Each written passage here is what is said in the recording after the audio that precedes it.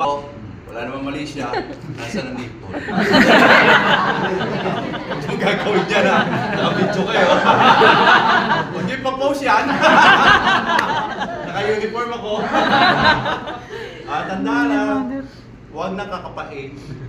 Sakto lang, tansya. Sabi nga, another technique na ginagawa namin, mula rito sa baba ng ribs, nakuha namin ang pinakakanto, then two fingers.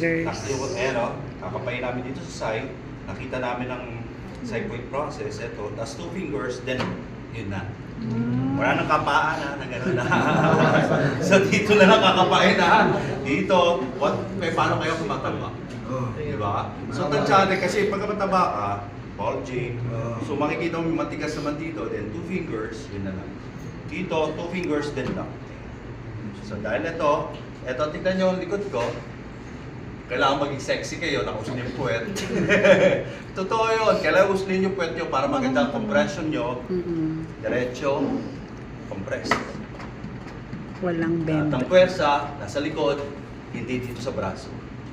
Pagka maganda position nyo. Mapansin nyo po, hindi gumagalaw yung arms niya. Straight lang.